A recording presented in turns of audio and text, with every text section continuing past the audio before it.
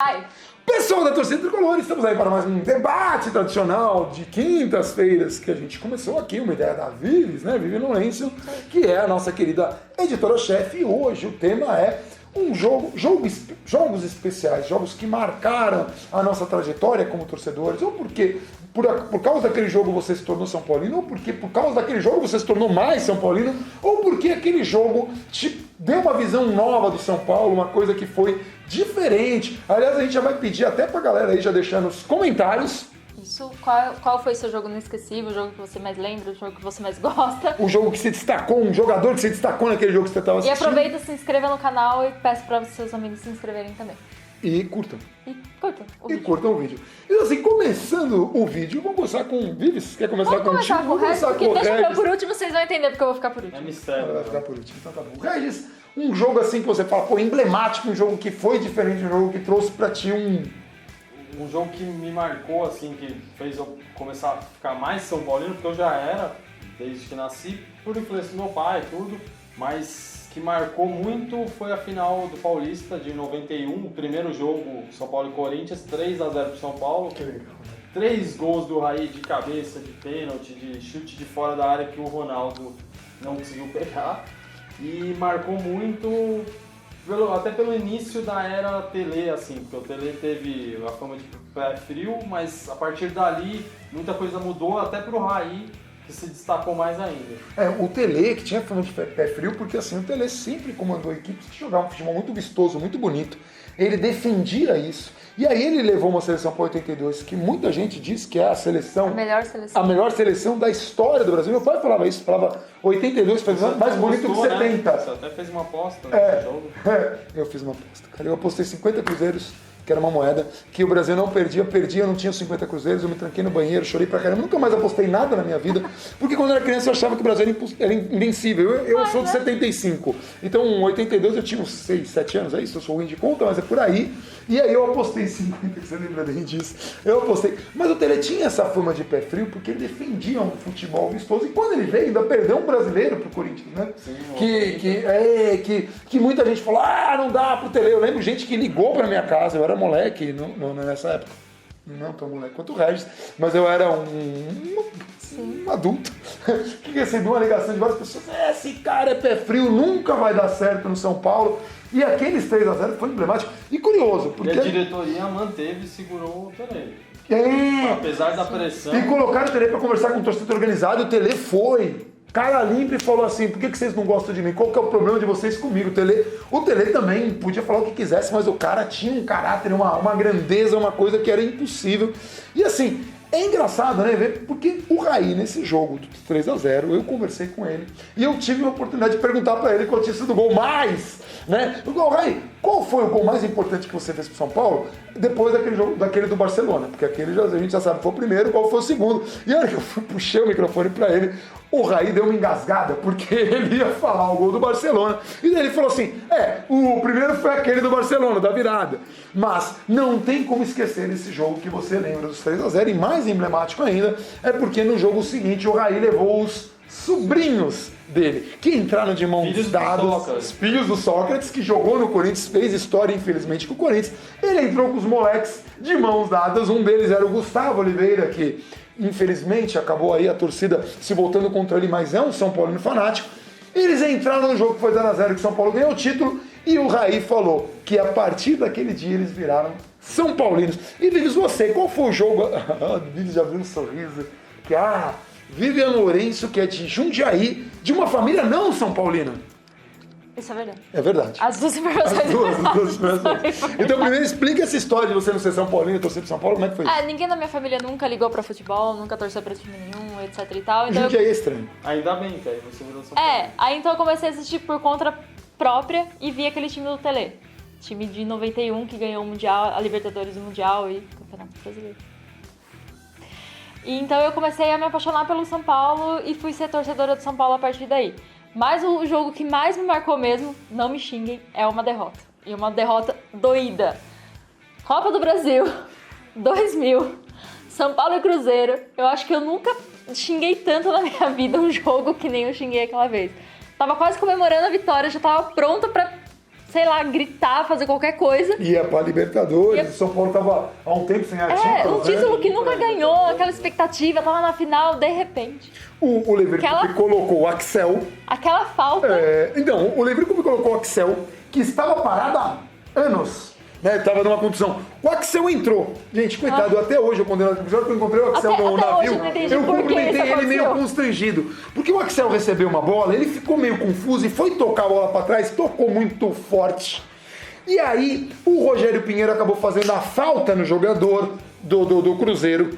E na batida da falta, o Axel levantou a perna pra tentar, né, dar aquele pulinho pra atrapalhar. Ou seja, o cara chutou rasteiro, passou por Eu baixo acho que da até perna dele. hoje ele falou, eu só entrei nesse jogo pra fazer Pra meta. ver, ele não é fez possível. duas.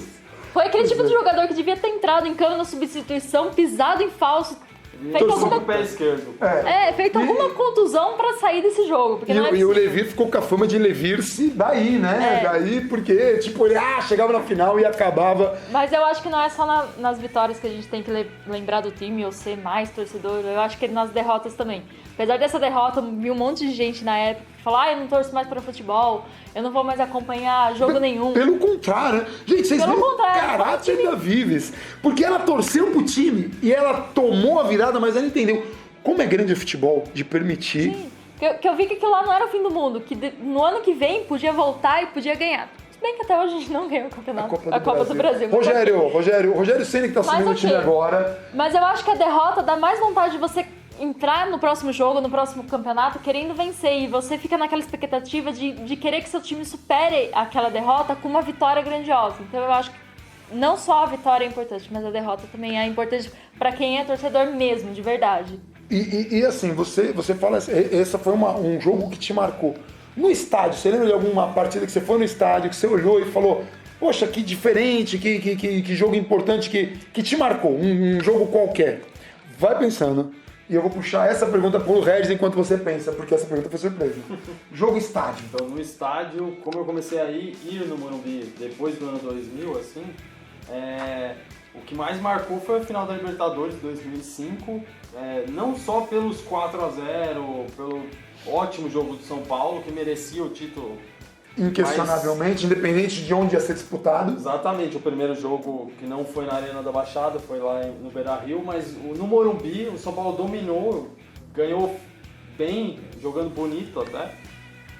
Só que o que marcou mais foi na hora do pênalti pro Atlético Paranaense, que eu tive a lembrança do goleiro Alexandre, que para quem não sabe era reserva do Zete, mas acabou falecendo num acidente de carro. E nisso teve a oportunidade do Rogério crescer e chegar até onde ele chegou. Então na hora do pênalti eu pedia pro Alexandre ajudar indicar, da mesma forma que ele ajudou o Zete em 92 indicando os pênaltis da Libertadores, eu torci muito para que ele desse uma luz pro Rogério defender aquele pênalti e o Atlético não fez o pênalti.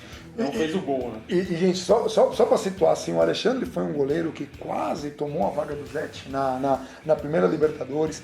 Um goleiro que o Tele admirava muito, mas mais importante, Valdir de Moraes, que foi um goleiro que se consagrou no Palmeiras, depois voltou pro Palmeiras, infelizmente, mas ele foi treinador de goleiros do São Paulo por muito tempo. Esse cara treinou Zete, treinou Ronaldo, treinou Tafarel, treinou Ivan, treinou Veloso, treinou Dida, treinou o Danley, aquele goleiro ruim do Grêmio. Ele treinou goleiros incríveis, emblemáticos e tal. E ele falava do Alexandre, foi o goleiro com mais potencial que eu treino na minha vida. Ele quase tomou a vaga do Zete antes da final da Copa Libertadores, mas na final, que o Zete não estava numa boa fase, ele acabou acometido de uma gripe, o Zete foi e fez história. E aí, assim, torcer pro Alexandre dar uma indicação ali foi emblemático. E seu jogo no estádio? Meu jogo no estádio foi, que eu consigo lembrar mais, assim, foi um jogo bem nervoso também, foi na Libertadores, São Paulo, Atlético Mineiro. Até sair aquele bendito daquele gol. São Paulo dependia de outro resultado. Dependia de outro resultado. Até sair aquele bendito gol que acabou... que a torcida foi comemorar ali na grade, acabou cedendo a grade, também teve toda aquela confusão. Mas até sair aquele bendito daquele gol, não dava pra ficar quieto, não dava pra ficar parado, não dava pra... O coração ficava disparado a todo momento. Eu acho que foi um dos jogos mais nervosos, assim, acho que eu passei no Morumbi. E que você percebe a grandeza do São Paulo, né, gente? Porque assim, o São Paulo nessa fase, desse jogo, não era mais um time grande, era um time que todo mundo titubeava, tripudiava, não vai classificar. E tem uns momentos que o time grande mostra a sua grandeza. Eu tive 2 jogos aí, um jogo fora do estádio, que foi um jogo importante para o São Paulo, que foi o 2º título brasileiro. Então assim, gente, quando você é criança, você não tem muita noção das coisas. Eu acompanho o São Paulo desde a década de 80. Sabia que o São Paulo tinha ganhado em 77, mas eu tinha 2 anos de idade e não lembrava. Mas meu pai já me contava essas histórias. Na década de 80 eu sofri muito com o Corinthians. Muito, muito. A gente perdeu alguns títulos importantes e tal. Mas ganhou títulos também, vi título paulista e tal. Quando aconteceu o brasileiro, aconteceu contra o Guarani. E o Guarani, não, vocês sabem, é um time pequeno, mas um time que chegou na final, já tinha vencido uma vez, tinha jogadores importantes, mas a gente tinha... a gente tinha um Careca que tinha saído lá do Guarani, mas que estava do nosso lado dessa vez. E aí o que aconteceu é que o jogo acabou empatado no tempo normal, no Brinco de Ouro da Princesa, foi pra prorrogação 1-1, e o jogo terminou empatado assim na prorrogação, porque o São Paulo estava perdendo na prorrogação até os minutos finais, a ponto do meu pai chegar e falar: ô, vai dormir. Meu pai não queria, porque ele sabia que eu chorava. Imagina, gente, hoje eu não choro. Choro um pouquinho, talvez. Eu não choro tanto, mas naquela época, quando você tem 10, 11 anos de idade, você chora muito. E eu fui pro quarto conformado. Mas conformado, mais ou menos, se você é uma criança, você tem esperança. E assim, eu não tinha essa ideia de São Paulo era o Clube da Fé. Eu conhecia a história da moeda, né? Que São Paulo, na época, muito para trás, quando o Corinthians e Palmeiras ficavam disputando a hegemonia do Paulista, um cara falou: se cair cara é Corinthians, se cair coroa é Palmeiras. E aí, se São Paulo... e se São Paulo... Eu não lembro. Se São Paulo ganhar, é porque a moeda caiu em pé. E aí o São Paulo ganhou naquele ano, por causa de ônibus e tudo. E aí um dirigente de São Paulo colocou um carro, uma moeda gigante em pé. A moeda caiu em pé. Nasceu o Clube da Fé. Mas eu não tinha essa ideia. Essa alcunha não estava tão intrinsecamente ligada a mim. Até aquele jogo que eu fui rezar. E como eu não tinha Alexandre para pedir, não tinha tanto conhecimento de jogadores do passado, eu apelei para Deus mesmo, que eu chamava ele no diminutivo, fiz a oração, ela falou: pô, podia o São Paulo fazer um gol. Meu pai gritou: gol! Uma criança que não acredita muito, será? Porque meu pai jogou no Guarani como profissional. Falei: pô, será que foi mesmo? Corri, abri a porta e vi meu pai apenas de cuecas e camiseta, de cueca, né? Uma cueca só, meu pai estava com várias. E ele estava pulando na cama de casal, por cima, minha mãe estava embaixo, e meu pai pulava assim, desse jeito. Eu nunca vou me esquecer disso. Minha mãe provavelmente está assistindo esse vídeo também não. E ele tava careca. E aquela imagem ficou, gente, e ela ficou porque assim, o Careca era um jogador mágico. O Careca era aquele jogador que o São Paulo estava uma desgraça. E tinha até o lema: toca pro Careca que ele resolve. Era quase hoje, se teve toca pro Caleri, que é gol, era toca pro Careca que ele resolve pro Caleri. E aí o Gilmar bateu lá um tiro de meta, o Pita desviou de cabeça e o Gilmar bateu gritando: toca pro Careca que ele resolve. O Pita desviou: toca pro Careca que ele resolve. O Careca matou a bola na área e meteu de esquerda, foi uma pancada, foi no ângulo, foi gol e foi aquela alegria. O jogo foi os pênaltis. O São Paulo ganhou com Wagner Basile batendo o último pênalti. Eu cheguei a gravar falando que foi Ivan, mas Ivan nem estava no jogo e a Vives me deu uma cutucada. Eu errei porque as memórias de infância se confundem. Wagner Basile, que tinha errado no gol do Guarani, bateu o pênalti final que o Sérgio Neto tocou na bola, mas foi gol. E, gente, foi aquilo tão marcante, isso que eu vi na TV. Porque no estádio acabou sendo o Zete pegando o pênalti do Gamboa naquela final de Libertadores. E o Zete, pra mim, talvez não, o Zete é um dos maiores ídolos que eu tenho no esporte, né? O Rogério é o maior ídolo da história do clube, sem dúvida nenhuma, inquestionável, e vai ser técnico agora, boa sorte, Rogério. Mas o Zete, ele era um super-herói, gente. Ele usava calça, ele usava camisa comprida, ele voava. Ele era incrível, ele voava mesmo.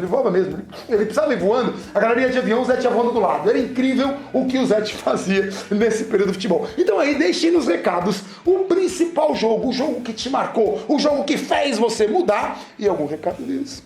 Curtam nossos canais. Legal que ela falou empolgada. Curtam nossos canais, se inscrevam. Compartilhem esse vídeo, peço para mais pessoas se inscreverem no nosso canal do YouTube. Quanto mais inscritos tiver, mais programas diferentes a gente vai fazer. Regis? twitter.com/falabandana, facebook.com/falabandana e o falabandana.com. É isso? É isso. É isso. Um abração para todo mundo e até a próxima semana.